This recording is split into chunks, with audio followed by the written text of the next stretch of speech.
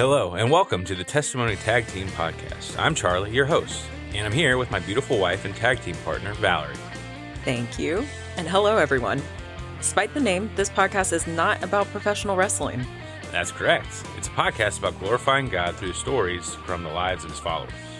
We're here for real stories, conversations, and a few laughs. So let's share a metaphorical cup of coffee, Or any other enjoyable beverage. as we tag in our next guest.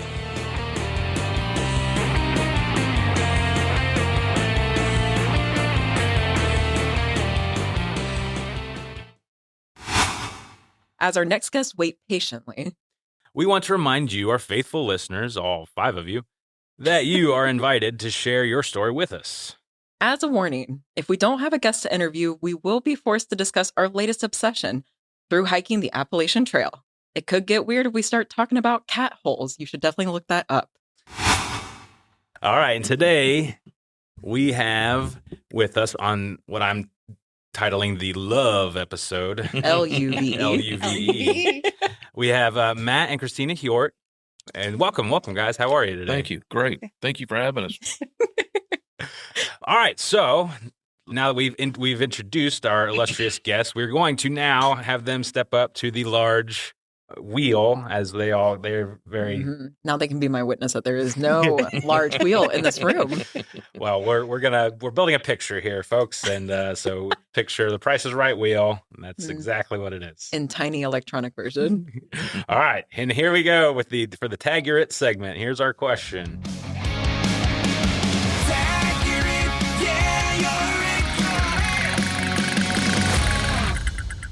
Okay. Concerned Here's about the your question. face. It took a second for it to load up. Oh. Okay, so we're going to kind of go around the room. So are you competitive or just happy to be here? So Matt, how about you start us off? Are you a real competitive guy when it comes to, I don't know, sports or games or? I am competitive. Yeah? Yeah. I used to be a lot more competitive. I played a little semi-pro football 30 years ago. So, but I am competitive. But with that said, I'm very happy to be here, though. Okay, good. That's a good answer. How are you, Christina? I can tend to be a little bit competitive. I used to compete in weightlifting. And I also, when I joined the military, I had to join the Marine Corps. You had to go for the gusto. So I can be a little bit competitive, but I'm very happy to be here. I'm less competitive as I age. Yes. So. I would say that, too, as I age. Okay. Yeah. All right. I agree with that. I can definitely be competitive. I like to do a lot of smack talk. Even if I know I'm going to lose, I like the smack talk. That's what I'm really there for. Yeah. But, I think as I've gotten older, like winning is not as much fun. Yeah. Right. I tend to think I'm not a competitive person. I play a lot of board games, as I've mentioned on the podcast before. And, I typically don't care if I win, but it's more just like, can I make something cool happen? And I'm playing, but I think I can have my moments depending on who's around me or what the context is. If my brother's around, I might get a little more competitive or, Oh, yeah. a little more smack talk, like I was saying. So it kind of maybe depends on who's around. But as you guys said, I'm also happy to be here. All right. So we're going to go. So this is our first episode where we've had more than one guest. So we're going to kind of go around the room a little bit more and make sure give everybody a chance to talk. But first, let's kind of a little more introduction to our guests. But Matt, why don't you tell us a little bit about yourself? I mean, where did you grow up and what are you up to now? Okay. Yeah, I'm right here from good old Polk County, Florida. Went to Bartow High School, graduated 94, started a family young, worked at the mines for a while, 12 years, and God eventually brought me my beautiful wife, Christina, and it has been a great journey ever since then. We've been married 12 years, and I've started a small lawn mowing company in that time, and so, we love serving here at HighPoint, love you guys, and the coaching that God has blessed us with. I'm sure we'll get into a little bit more of that. Yeah. 100%. Right. All right. Christina? So I am 54 years old. I was born in San Diego, California. And my mom, she met a Marine and we moved across the country to Virginia Beach, Virginia, and lived there for a few years until my dad moved us down to Florida. And I've been here since I was 12. And anyways, I followed in my dad's footsteps. I went into the Marine Corps for a few years, and then I got out and came home and living life and just, doing my thing. And then I finally met Matthew and been happily ever after since. So it's a pleasure to serve at HighPoint and just to have this church family here and to be coaching and, Yes. just following the footsteps, of the Lord and in our ministry. So anyway, I'm just glad to be here. Very cool. All right. And so what are some things y'all like to do, maybe together or separately, just for fun, maybe outside of ministry or outside of work? Yeah, I love to fish. I'm into the whole tournament bass fishing thing. And That's where that competitive spirit comes in. Yeah. Yeah. Yeah, actually, I was just fixing to say that too. You asked about competitiveness, and when I first started with it 4 years ago, I was ultra competitive. Wanted on the water all the time, wanted to learn everything. But as I am getting older, though, I do. Yeah, just the experience, just to be out there on the water and enjoying just the minute by minute experience instead of it being just all about the end game.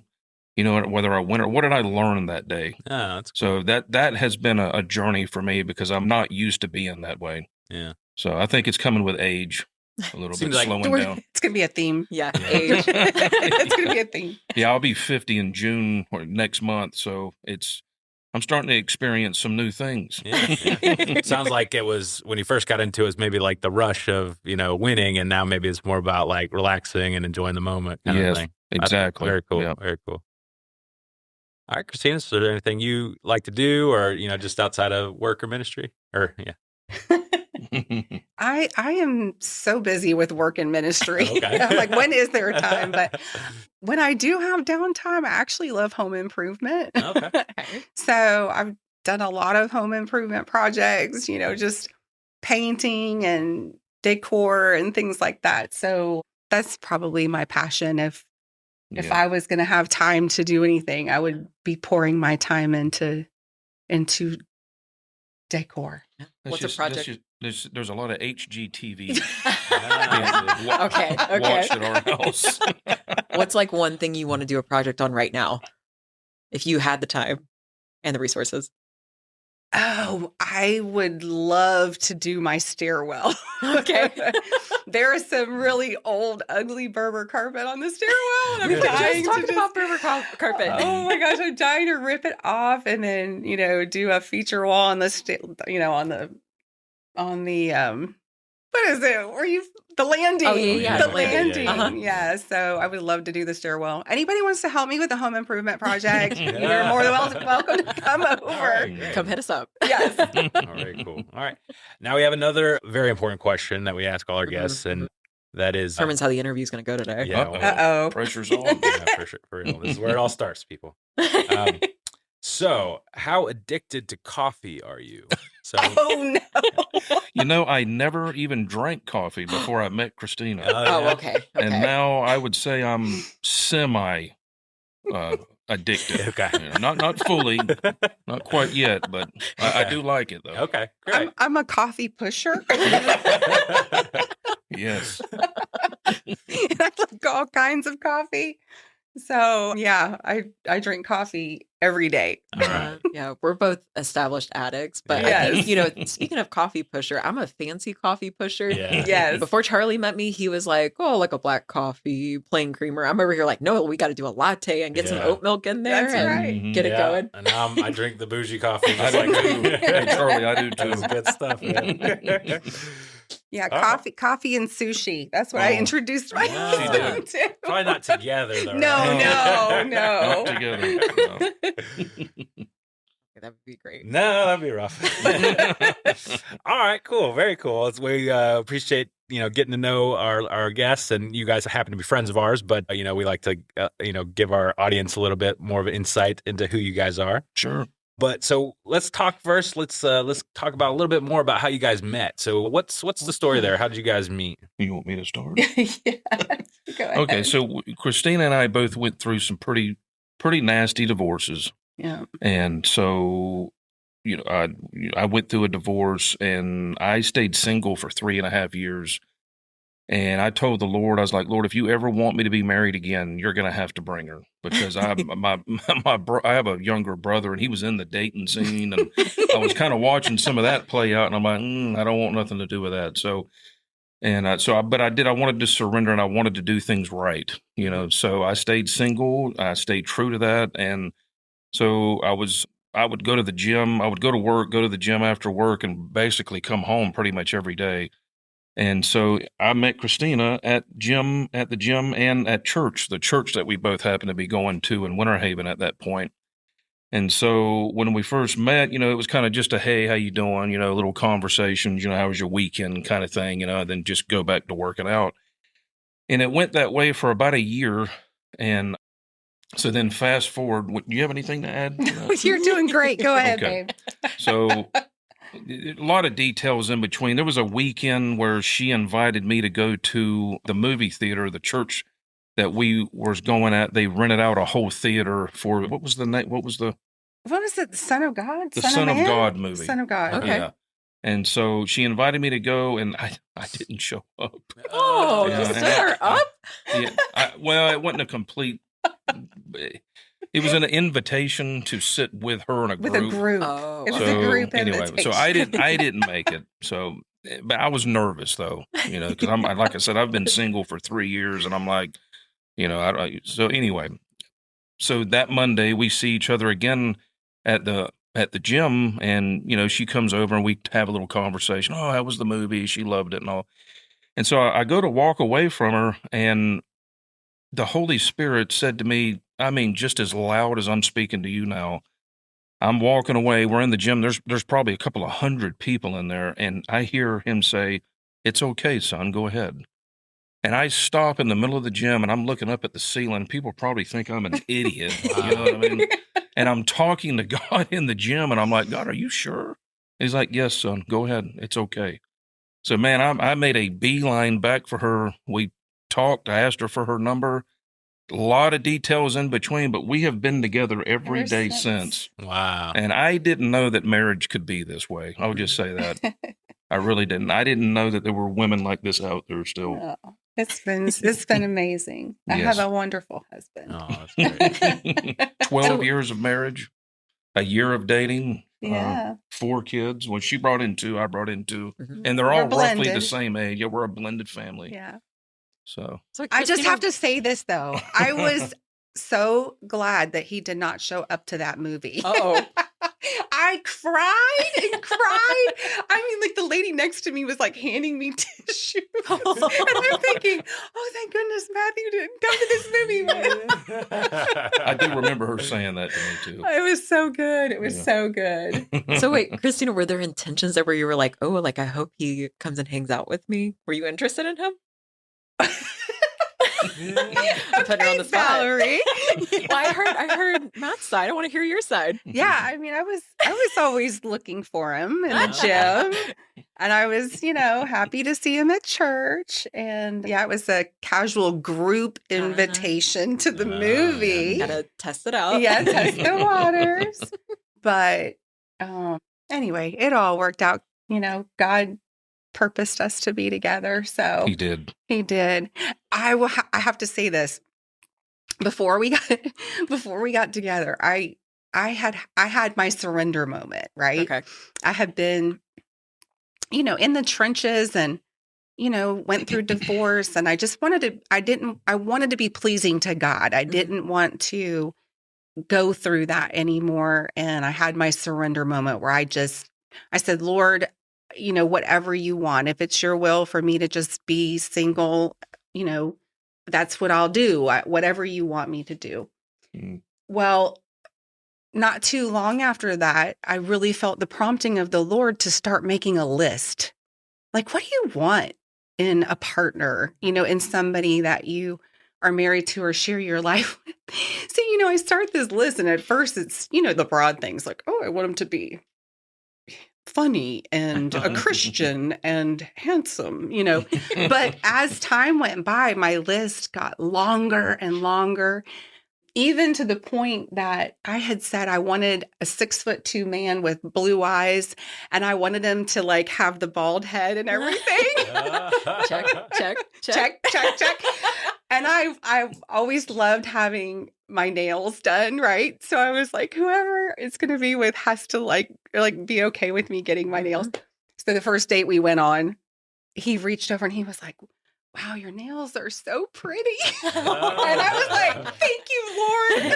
I like her nails. She loves her nails. So it was just awesome because the Lord had prompted me to do that. And as we were dating, I just went through that list, for each date. And it just seemed like the checks kept coming. And it just was so nice because I felt like the Lord had blessed me with that and just gave me confirmation and a peace of mind whenever we started dating that he was the one. So y'all both said that you kind of had surrender moments, like post-divorce, pre-meeting each other. What did that look like, a surrender moment? My surrender moment, I had a small surrender moment when I say that, I asked the Lord, if you ever want me to be married again, you're going to have to bring her. But my surrender moment, the biggie actually came probably about 3 years into the marriage. This may sound funny, and I don't tell a lot of people this stuff because some people may think it's weird or whatever, but I remember I was sitting on the couch. We were already married at this time, and I just felt the Lord like just prompting me to get on my knees and to pray. So I went into our bedroom and everybody else was, doing their thing in the house. And I think the kids were already in bed or whatever. So I remember getting on my knees on the bed and just kind of just pouring my spirit out to the Lord and just was curious of what it was that he was wanting at that. I was a little confused. And so he prompted me to say the word surrender and I couldn't say it. I don't know what it was. I could not get the word to come out of my mouth. It was like this weird spiritual battle or something that was going on inside of me. So I got up and I walked in the living room and I asked Chris, I said, hey, Chris, I need you to help me with something. And so she came in and we got on our knees again on the bed there. And I said, I need you to help me to say a word, surrender. But we're going to do it on the count of three. On the count of three, I want you to help me. And so I said, okay, we're going to say, Lord, I'd surrender. So I counted to three and she said it with me. And for some reason, the words left my mouth at that time. And I'm telling you right now, something hit me so hard spiritually. It didn't hurt or anything like that, but I just remember just this love that I felt. It was like, man, it felt like Niagara Falls was dumping on me in love and just, I couldn't hold back the tears. It was just, it was like this major, major thing that happened in my life. And it's hard for me to explain. That's the best way that I know to explain it. Yeah. So is that like over a particular situation that came up or is just like a general, like letting go of control, I guess? Maybe some of that. I got to be honest with you. I don't really know. I believe my theory behind it is that it wasn't too terribly long after that, and I'm sure we'll go into this here in a minute about the coaching. We received my stepmother had a vision of us living water flowing from us, and it led into this coaching thing we were offered. It was right before that happened, and I just really believe that God needed me to surrender fully my will to him. I was a believer. Now, don't get me wrong. I trusted in the death and resurrection of Jesus for the forgiveness of my sins, and I was following him. But this was more of almost like a pushing me into this next chapter of my life kind of thing. And he needed me to surrender some things that I think I was hanging on to, some anger issues from past experiences. And, we don't have to go into great detail about those. It was some things that I was hanging on to. And at the time, it felt good to hang on to them because it felt like, like I had control, but when you surrender that, you're giving that control up. And I think God wanted to use that. He's like, just give it to me kind of thing. Does that make sense? Absolutely. Yeah. I can relate to that. Having to let go of anger and let go of things that, I think we want to make sure everything is going to be okay, right? We want to control everything we can Yes. to protect ourselves, but ultimately we have to trust in God for protection. And so Right. I think I can relate to that for sure. Yeah, for sure. Yeah, my moment, I had done things my way my whole life. I loved the Lord. I pursued a relationship with the Lord, and that's a long story, but I had just gotten to the end of myself, and I was just decided, I was decided within myself that I was going to do it God's way. Whatever that looked like, whatever that meant, I was going to give up my own thoughts, my own ways, and just surrender. And I literally ended up just face down in the prone position, just literally, falling down on my face on the floor, on my carpet in my bedroom. I'll never forget it. And I made a commitment to the Lord. I just said, you know what? This is the moment. I'm going to do your will and stop trying to control everything. It is a control thing. I want it my way, or I think that if I control everything, you can, predict the outcome almost, Right. but I just fully surrendered, and I almost felt like the Lord was with me in that moment. Almost like I felt like a warm hug. I'm face down, crying, prone on the floor, and saying, it's your way, Lord. And he was with me. He was with me. And then not too long after that, he sent me Matthew. And I'll never forget, I was talking to him. I was like, are you sure, Lord? Like, I promised, like, I don't want to do it and, my way. So please just make sure that, tell me, show me that this is the direction that you want me to go. And I think that's why he had me make that list, almost like a confirmation, like, it's okay, babe. Yeah. You're all right doing this and going forward with this. So it was awesome. And that surrender moment that Matthew had, that was just incredible to be a part of.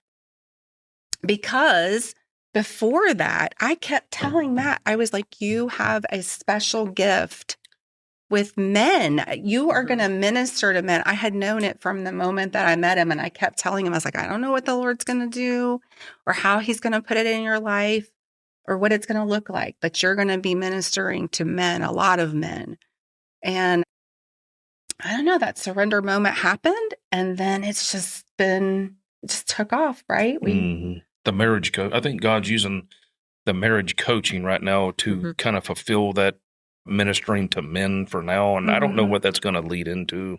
Yeah. Yeah. So, Okay.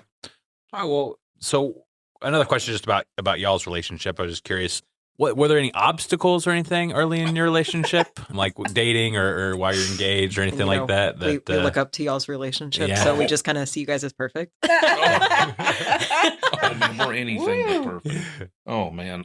Okay, I'll just say this. The whole reason why we even have these tools to give to others through our coaching is because we had to go through it ourselves. Absolutely. Yeah, about 3 years into our marriage, we were having blowout fights every week. I mean, it was almost to the point to where it was almost, we were like, I hate to say it, but like questioning God, like, look, like, I thought you told me this was okay.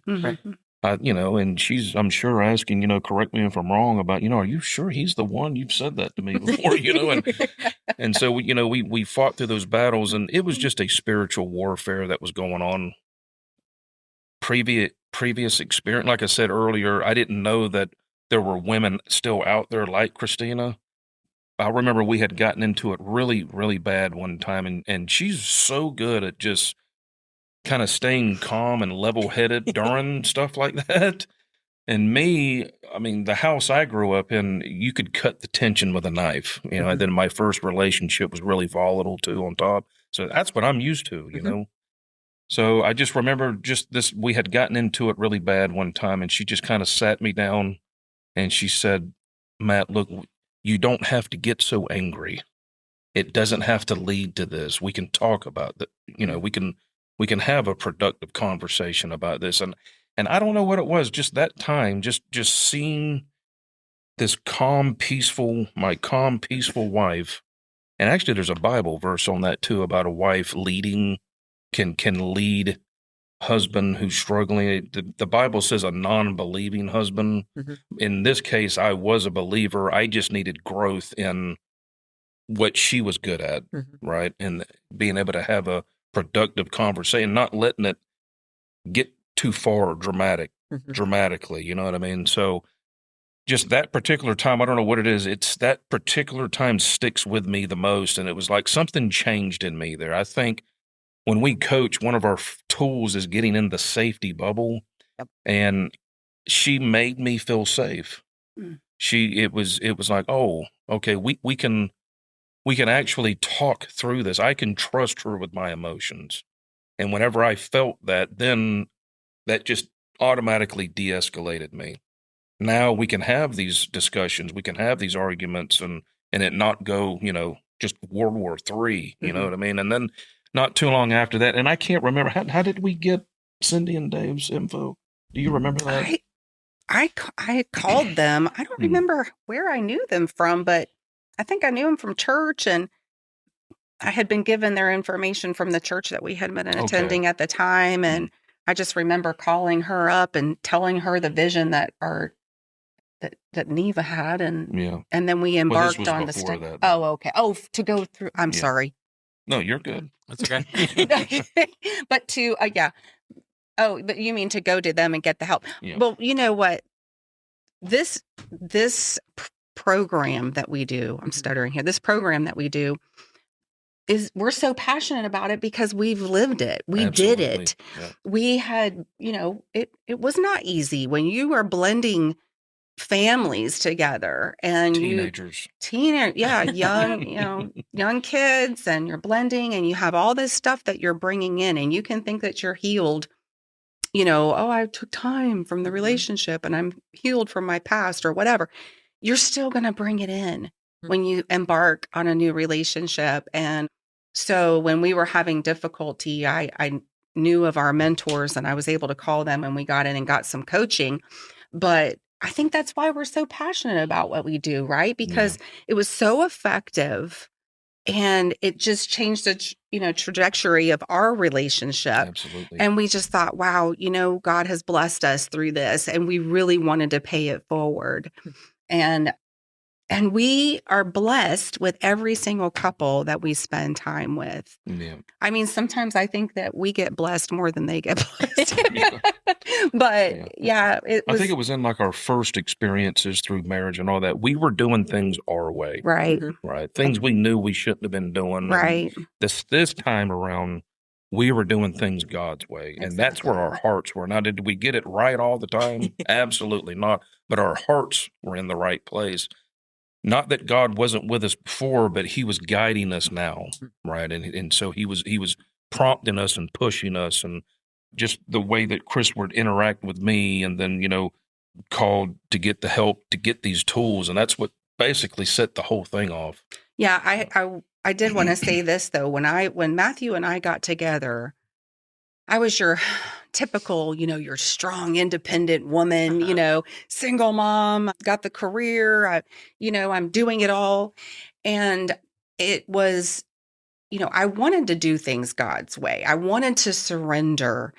And it was a huge transition when we first got together. And I had to put down my own will, maybe. Yeah, my will. That's a perfect word, babe. My own will, and look to my husband in the way that God wanted our marriage to be positioned. He has a perfect plan. Mm-hmm. Okay, he has a perfect plan for marriage. And it's not that Matthew's over me or anything like that. I mean, but we both have our own roles in the marriage. Yeah. And the more that I surrendered my will, and the more that I supported my husband, respected my husband, and put him in his proper position in our marriage, the easier that things seem to go for us. And now it's just a blessing. Now I understand, why God puts marriage in the form that he puts it, So that's been a growth opportunity for me. That's great. Oh, definitely. Matt, going back to something you said, you said, you expressed that story about how God had told you this is okay. And then when things were difficult, you're like, wait, God, I thought you said this was okay. And I thought that's kind of struck me the idea that just because God blesses it doesn't mean it's going to be easy. Right? No. And so I think that's an interesting lesson, interesting principle to pull from this is just because it's good doesn't mean it's easy. Right. Absolutely. And in fact, I think I found in our marriage that it's the more, what am I trying to say? So anything good is going to have difficulty that comes with it. Absolutely. Anything right. worth having is going to be worthy of effort and putting the taking the steps and you learning the tools and doing the things you need to grow it. Yeah. And so Absolutely. that is the opposite of easy. Actually, me and Absolutely. Chris, we've been watching this series on Prime called The House of David. Oh I yeah, don't know if you guys have heard of it. heard of it. Yeah. Yeah. It's Oh, so good. It's the same as The Chosen, right? Yeah. Yeah, okay. yeah. Anyway, long story short, we were just sitting there talking about it after watching it. We're like, God anoints David through Samuel, and his whole life gets completely just turned upside down. He's on the run for years and years, loses a child, commits the sin we all know, David, kills the giant and all this stuff. And it's like he's a shepherd boy out just watching sheep, and all of a sudden he gets anointed king, and you're like, oh, wow, you're going to be king. Man, it was years and years and years of just this learning process after that, a sanctification process, if you will. Yeah. But I love this, though. That's what you guys are here for, right? Yeah. Testimony tag team, right? Yeah. You don't have a testimony through Without a test. without a Exactly. test. That's great. Exactly. I like that a lot. That's yeah. Mm. We're I gonna have to love steal it. that. I love it. But, we always say, change doesn't come from comfort. No. Yeah. Change is hard. And sometimes it can really challenge you and, it can be difficult, but it's worth it. It's worth it in the end, right? Absolutely. To learn something new about yourself, about your partner, and to grow together into that unity of purpose and to walk the walk with the Lord and to surrender or die to yourself daily. Mm. I mean, it's amazing, right? Yeah, absolutely. Yeah. So you've mentioned that you were both married before you met each other, and was there anything maybe you can look back at now that you were trying to bring with you, maybe not intentionally, but you notice I'm bringing this with me. I need to leave that in the past and not. Does that question make sense? Did you have anything in particular that you realized, hey, this needs to not follow over from my previous marriage into this one? We need to let that go. Is there anything you guys can think of for that? I would say kind of going back to our story, kind of how we met, how I mentioned that in the home that I grew up in, my poor mother, she was a single mom, had 3 little kids. I'm the oldest of 3. And so it was a little chaotic. She's working 12, 16-hour days, and she's got to be dad too, and, help with homework and everything. She's everything, so it would get a little chaotic, and then my first marriage was like that too, even though I was there and I wasn't the dad and, and all that. And so I would say for me, that was probably one of the biggest things into this. I did bring a little bit of that in because it's just what I was used to. And again, she had to show me that, there's a better way. There's a godly way, right? This is how God loves us. I mean, thank God that every time I mess up, even as a Christian, that the good Lord doesn't treat me that way. You know what I mean? So she actually showed me the way God loves us, with patience being the number one thing out of Corinthians, right? That's the first word he uses to describe biblical love. Yeah. Right. I love that. I just, I didn't want to have that same fear and control, right? Fear and control that drives everything. Mm. And I didn't want to be the quote leader.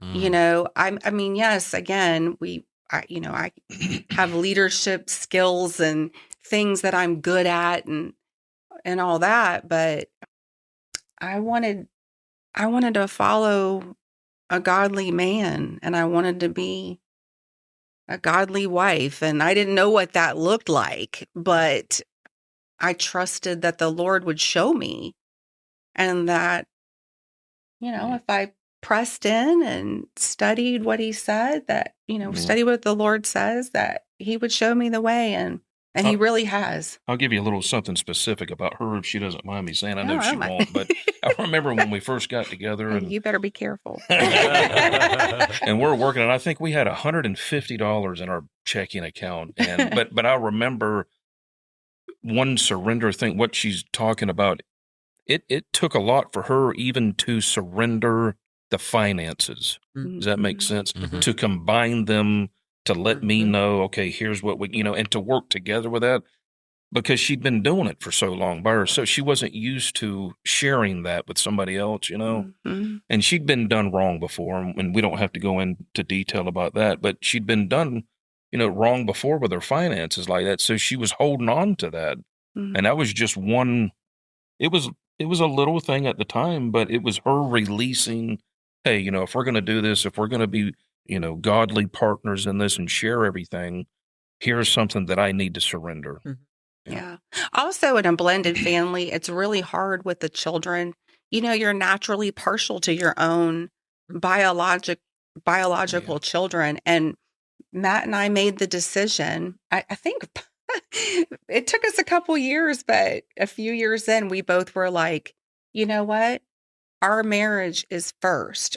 That's, that's the example. We can't put the children in their improper position. We need to put our marriage first, God first, our marriage, and then our children, and give our children, the example by loving each other and putting things in the proper order. So that was a huge step, right? You have any Huge. thoughts about that? We may get into this later, and I won't say their name, but one of our children has come back now and has said that because of the way he's seen me and Christina interact, it played a big role in him giving his life to Christ. Right. So at the time, it was difficult because, like Chris said, we're blended, and I'm bringing in two, she's bringing in two. And then years later, we get this story of, because, I watched that play out, he said it played a big role in his salvation in Christ. So, hey, that's a win for me, right? Yeah. Yeah. Amen. Well, and I even say that in blended families, but even, we even work with, families that aren't blended, and, they're biological children. And sometimes, as parents, we can put the needs of our children before the needs of our marriage. Yeah. Yeah. And they're going to be 18 one day, 20, they're going to Yeah, they're move going to leave the out. nest. And then you're going to be looking at each other like, I don't even know you. Mhm. And we've gotten couples that have come in after 25 years of marriage, and their last child just left for college, and they turn to each other one day and they're like, I don't even know if I even love you, if I Mhm. ever did. I don't even know who you are at this point, because they put everything ahead of the marriage, and they were racing through life. Hmm. And then it slowed down, and it was just them. And then, Yeah, we had a couple, they had 5 children, they went through, the upbringing and, just everything that life had to offer that family. And then the children started leaving the nest, and they found themselves looking at each other. And I remember being in coaching with them, and I was like, so tell us about when you fell in love. And they both looked at each other and were like, and I said, wait a minute, Uh-oh. were you guys ever in love?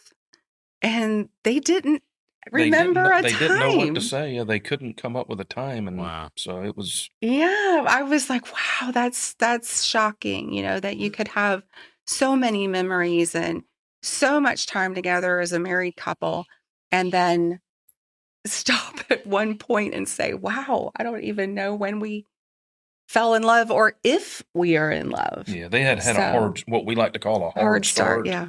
And they had a child, before marriage.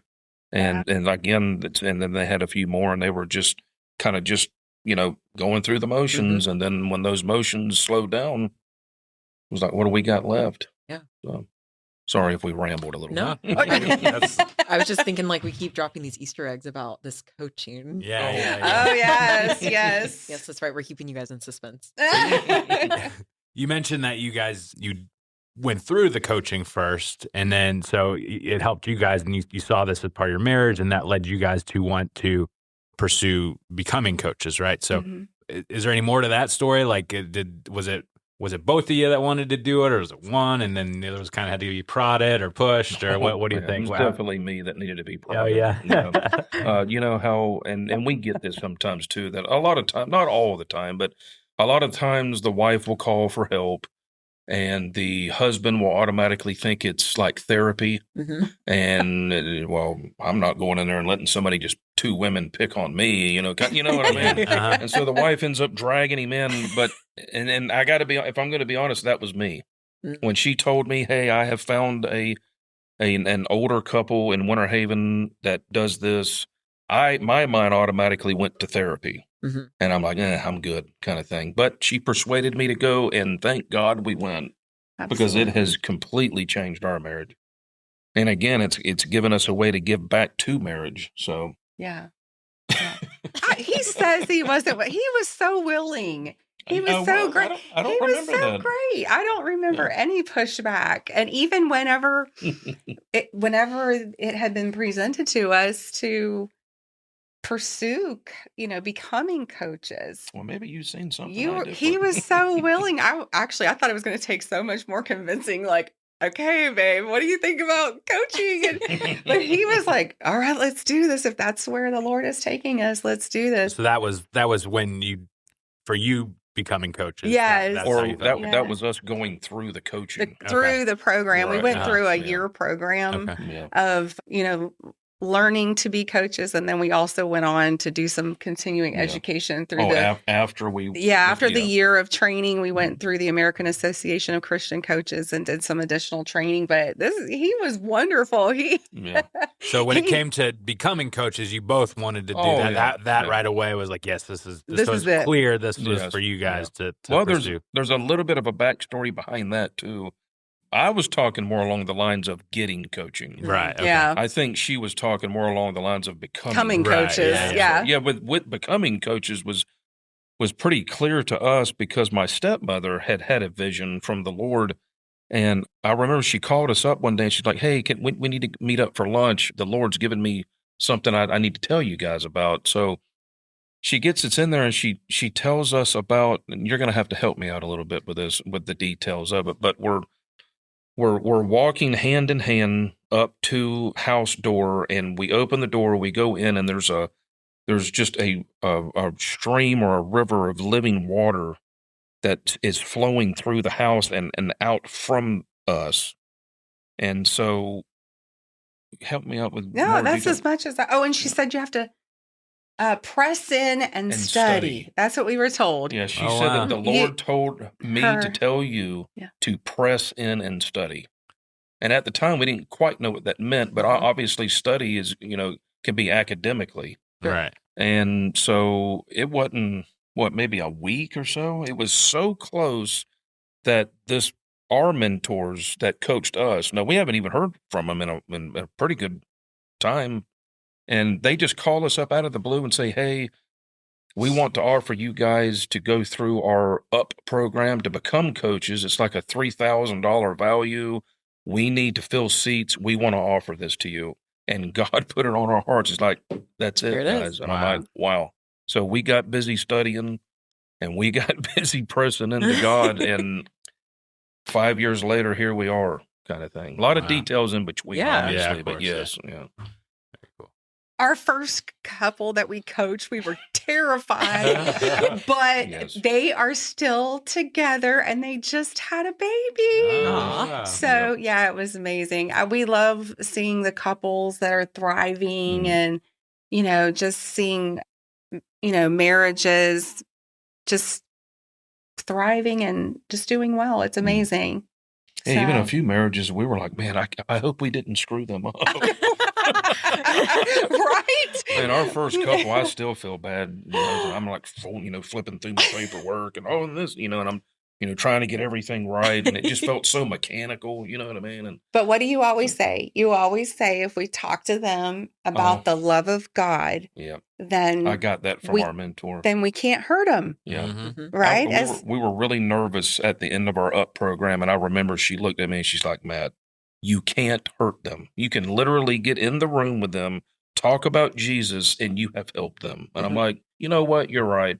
And it calmed my nerves down. And it was kind of like, you know what? We can do this kind of thing. It built confidence. Very cool. Very cool. And we heard a sermon here at HighPoint about stepping out if you have a calling on your life. And we went and spoke to Mike Willis. Mm-hmm. And Mike Willis has been a huge support of our program and about our ministry. And honestly, if it wasn't for him, I mean, I don't know that we would have. I know. I mean, it's been, I think, almost 4 years now, or over 4 years. A little over 4 years, yeah. And it's because Mike had encouraged us and had confidence in us and facilitated, a lot of facilitating. Yeah, facilitating the opportunity for us to be able to coach here at HighPoint. Yeah. And what she means on that, I'll go back just a little. Do we have time for me to go back? Yeah. Well, something had happened at the church that we had gone to. I think they moved or something. So me and Chris was looking for another home church, and we wanted to attend a church that needed help, right? Because we had gone to a few churches around this area, and we would put into, for some sort of service, and we wouldn't hear back, or not that they were doing it on purpose. It's just, I think they were established, right? So my dad moves down from Georgia, and he had been going to HighPoint when they were off of Burns Avenue. And he said, well, why don't you come try, just come visit our church, So we did, and we walked, we're not even in the doors yet. And me and Chris stop and look at each other, and we're like, I think this is it. This is nice. I feel something. I don't know what it is, but so we go walking in the door, and there's Mike Willis, opens the front door for us. We go walking in, and I kind of told him what I just told you about us wanting to find some place to serve. And he's like, well, I tell you what, you're at the right place, because we have plenty of things to do. We've been serving ever since. I started with Miss Pat, serving coffee on Burns Avenue and for church on Sunday. And I'd pull out chairs and open the door and just, we literally, the way that the coaching started, believe it or not, was from mopping floors, sweeping floors, welcoming people in the door. Yeah. It started very small, and I think God wanted to say, okay, guys, y'all asked for this. I'm going to use you, but we're going to start at the ground floor and work our way up, because I got to be honest with you, when we were younger too, I wasn't raised in the church. We would go every now and then. So I wasn't used to consistently going to church. As soon as something would come up, I'd quit going. You know what I mean? Well, and that's going back to my time kind of thing. So this time though, we were serious, and we again wanted to do things God's way. So anytime that old enemy, the devil, would try to push buttons in us to get us to quit coming again to church, we didn't, and we worked through it. And so God wanted to, I think, build us up from, ground floor up before he gave us more responsibility. So yeah, like Chris said, her and Miss Pat was in there just serving coffee, and I'm in there mopping floors and pulling out chairs and just shaking hands. I think that's a really great posture to have. Like, you want to serve wherever you can. That's really great. Right. But you know what? I think this is a really interesting segue, because, you go to church, right? And you think that it's just supposed to be this amazing thing where everybody just gets along, and it's like, you're in Wonderland, right? But it's a family. Right. And you go through tough times, and you have to make decisions at certain points, whether or not you're going to dig in and stick it out and learn and grow. Well, your marriage is the same way, right? We have this fantasy idea of marriage that it's just going to be, just perfect and, amazing. And we're going to be frolicking through the fields for the rest of our days. But there comes a point, though, when you might, like the church, you might get a little church hurt. or in your marriage, you might get a little hurt, and you have to make a choice at that point. Love is not just a feeling. It's a choice. And I'm going to choose, regardless of how I might be feeling in the moment, to love my husband and to press in and to, stay the course, even whenever it's difficult. And I think that was a test for us when we first started coming to HighPoint. Was it all flowery and perfect? Well, no, but it taught us to stay the course, to be faithful, even in times whenever it might not have been easy, that this is a family, and families are not perfect. A church is made up of, hurt people. Yeah. Yes. And sometimes hurt people hurt people. Yeah. So, I love it because I think that through that, God was really showing us, what is a covenant, right? What commitment are you making? And are you going to stay when it's hard? Yeah. Right? I chalk that into that's the pressing in part. That's the pressing Right. in. When things are going awry, maybe you don't quite understand everything, press into me. That's what he was telling us, to study this part and then press into me to get us through that. Oh. Yeah. Leaning on Jesus. Yeah. I love that. All right, so kind of coming, into a little bit more of the maybe specifics of the coaching. Without being too specific, describe like a typical couple who comes to see you. What are they looking for? What might they look like? I wish there was a typical. Yeah, that's a great question. I mean, you think that the typical is, communication. Obviously, that's the biggie, right? Probably that's the main concern, communication. Yeah. But we've had everything. We've had everything from blended family issues to adultery to addictions, from to premarital, young, all the way. We coached a couple that were in their 70s. Yeah. That I felt probably needed to be coaching us. What is it that kind of maybe there's not a common thing, maybe because you guys are naming a lot of variety of things. What brings them there? But like, is there like what brings them there? Is there a couple? Yeah. Yeah, exactly. They're married. It's hard, and we don't know what to do. Okay, so that may be what I'm asking is so there's a lot of people who argue and fight, and sometimes they work it out, maybe they don't work it out, or maybe they just suffer through it. But what is it that you find that when the people who come to you, what has driven them to you? Is there any is there something in common that you see where they bring something that they want to work on, or something that's driven them to seek help, I guess is really what I'm asking. Well, I think that they get stuck, right? They get stuck. They don't know how to get out of the fear cycle, right, babe? I saw the motion. I was like, I know what's coming. That's the fear cycle. They get that's stuck. one of our tools, and I don't want to give too much away because I want people to come see us. Yeah, and you guys should. Yeah, but they get stuck in fear. Right? They get stuck in fear. They get stuck in fear. I don't know how to solve this problem. We've talked and we still can't fix it. And they're looking for answers. Yeah. And I think I like that how you said, and they don't know how to fix it. They don't know how to fix it. Nobody gets into a marriage and nobody gets handed a manual. Yeah. Here's how you do marriage. Yeah. Or I guess maybe they have, I don't know, marriage dummies 101. I don't know. I mean, they do, but it really comes down to, it's like, whatever your parents were, that picture, whatever that was given to you, whatever that looked like, a lot of times it's repeated. And they think, oh, that's what marriage is. And so they live that. And it usually has the same,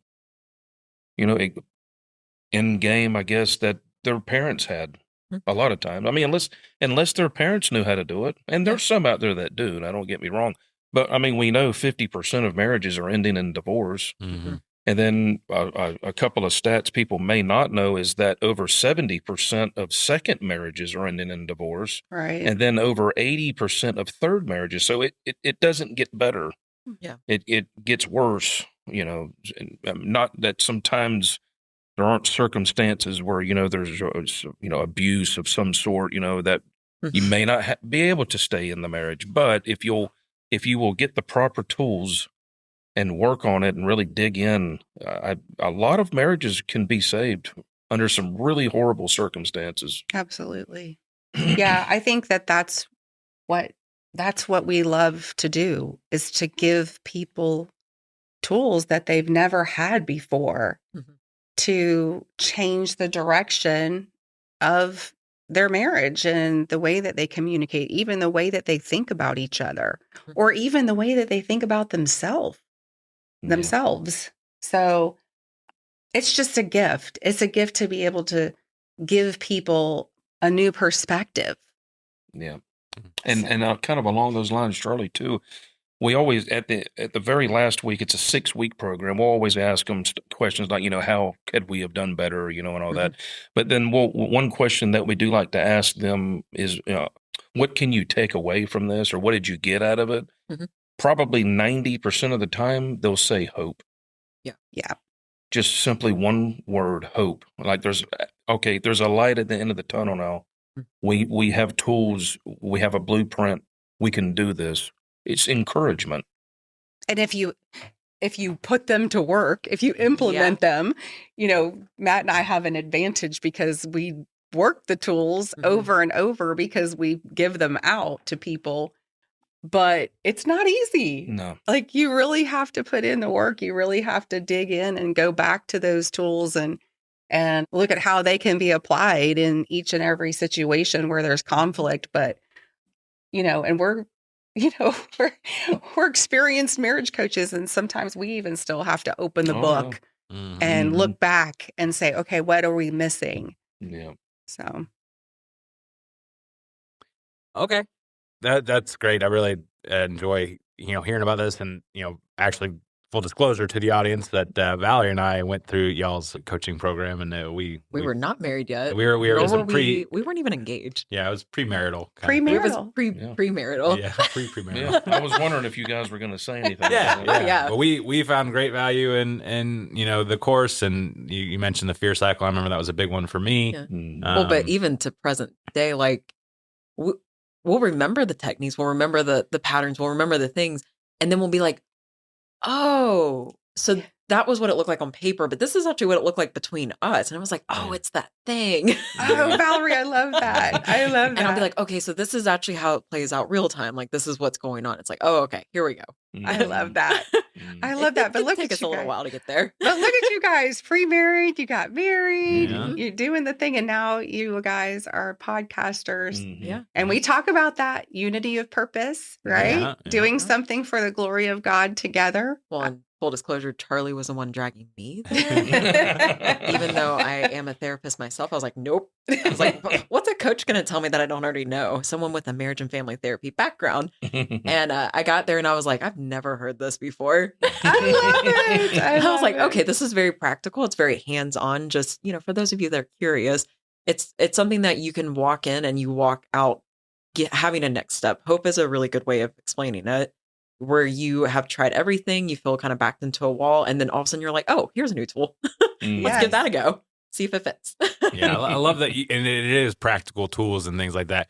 And kind of Valerie touched on it a little bit. And Matt, I think you said something a little bit about your misconceptions that you have about coaching. What kind of misconceptions would you want the audience to know about coaching, or to clarify for them?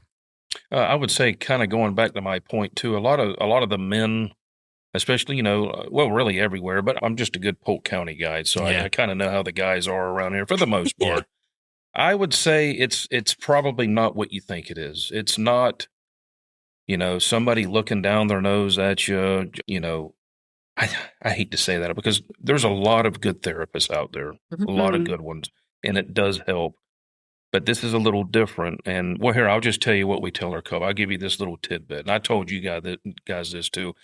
The difference between therapy and coaching is with therapy, they kind of take you back and they bring you forward to a healthy place. What we do is kind of like a football coach, right? We take you from where you're at and we push you forward, right? Like Val said, we're giving you tools to use. As long as you're intentional about using them, they work, right? So I would say that's probably the biggest difference between therapy and coaching. Yeah, agree with and we literally love our couples right where they're at. Like Yeah. each and every couple, and I think some come in like, sheepish or shameful because of something, and we're like, guys, Yeah. we've all been there. We've all experienced sin and shame and confusion and arguments. We've been there, and so I just I just see, I love watching Matt with the guys. He just like literally like loves them and gives them a big hug. And, Some of them don't like to be hugged, but I do it anyway. Though. Come here, Yes. brother. Bring it on in. Yeah, but we just love people right where they're at. There's no judgment, there's no condemnation. Like we're literally there just to just lay it all out on the table and see what God has in store for us and for that couple. So anyway, it's just an honor for us. It's a privilege for us to be able to have those moments and vulnerable moments with these couples. Sometimes we're so surprised how vulnerable and willing people are to share what they've been through and to trust us in that moment. And so we just love them. We love each and every one of them.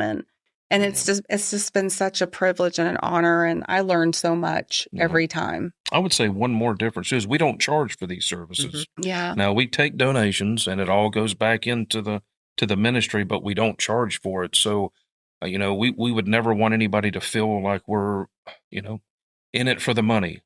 Now there's nothing wrong with making money, doing, therapy or coaching, if that's what you want to do. Just for us, we chose to not receive any funding for that, just so that it seems to be more genuine that way to me. I like that. So. And like I said, we appreciated you guys in that moment. And I think you guys were both very trustworthy people we felt comfortable talking to. And so I think that is definitely, it comes through in your coaching. Thank you. What do you guys have? What's your vision for coaching for the future? Like, what does that look like in the future? Ooh, I get excited when you talk about vision. You go ahead and start then. Well, we are working with our very first couple, teaching them the coaching tools that we have. And so we're very excited, thinking that, there will be another couple here at HighPoint working with couples. I would love to have a few more couples doing coaching because it's so needed. Yeah. But if we had the time, if I'm dreaming, if God opened the doors, I would love to coach full time. I would love to coach full time. Yeah. So I know Matthew would too. And I would love to do a lot more small group studies.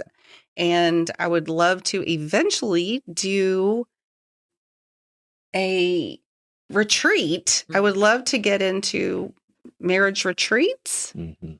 And probably some more what we call 911s. Yeah, 911s. Where you're able to take a 3-day weekend, like a Friday, Saturday, Sunday kind of deal for marriages that are like in really, crisis. Yes. In crisis. Yeah, and be able So to give them all the tools right then and there. Yeah, so instead of spreading it out over a 6-week period, if we have a marriage in crisis, we would literally you start Thursday night actually, and then you spend Friday, Saturday, and Sunday, and you work through the entire program with them, just one-on-one throughout the weekend. And we would love to do a lot more of that. Just time right now does not permit for us to be able to do that. So, cool. a lot of dreams.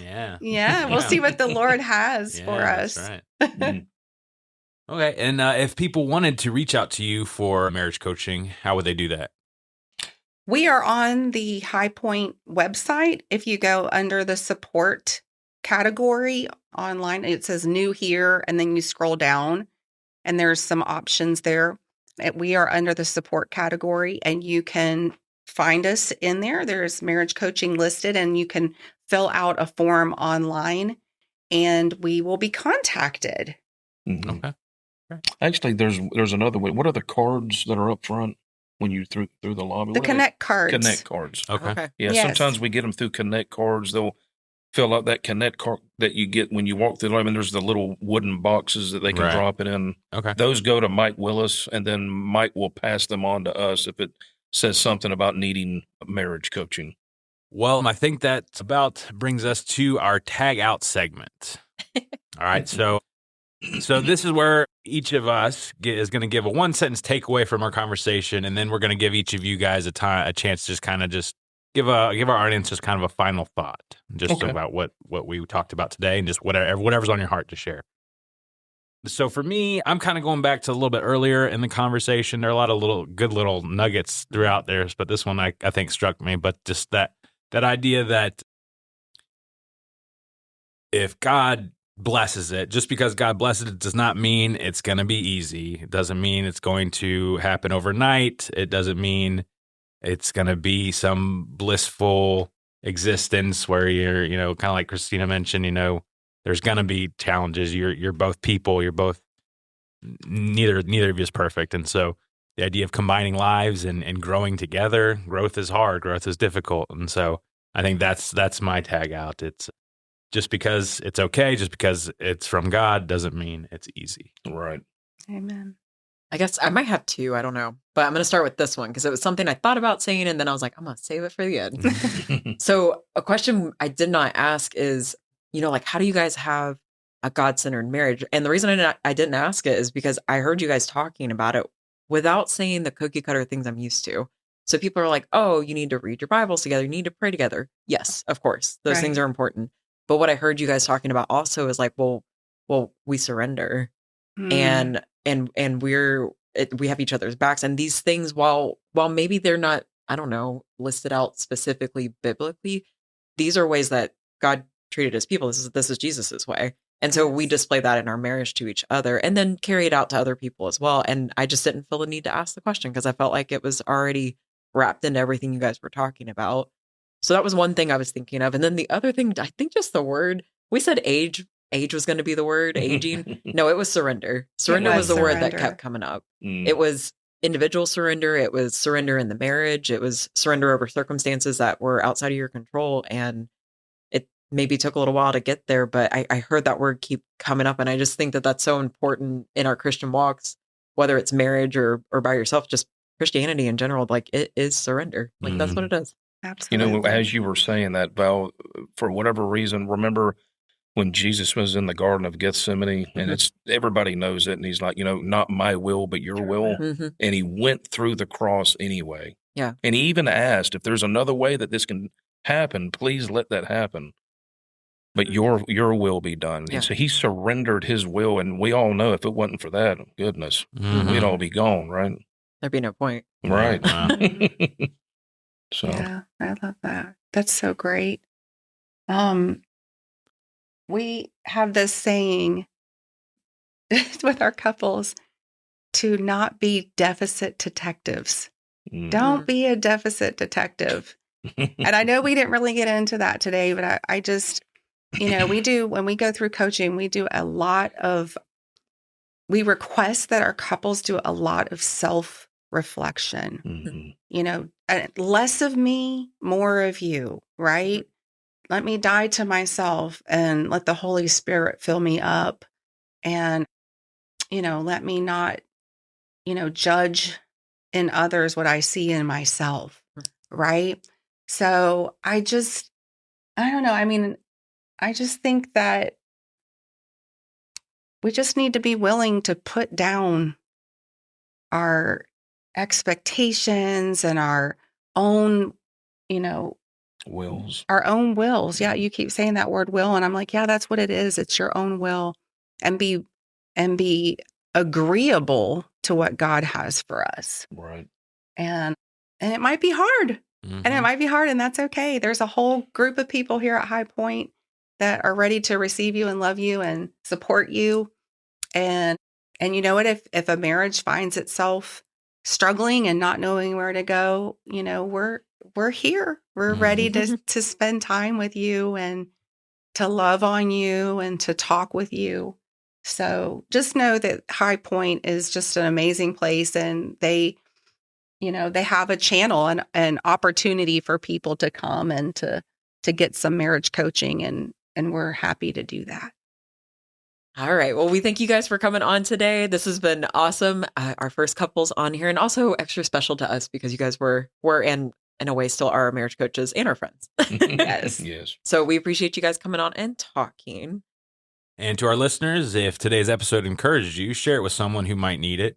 And if you are interested in sharing your testimony, email us at testimonytagteam@gmail.com. This has been Testimony Tag Team. And we're tagging out.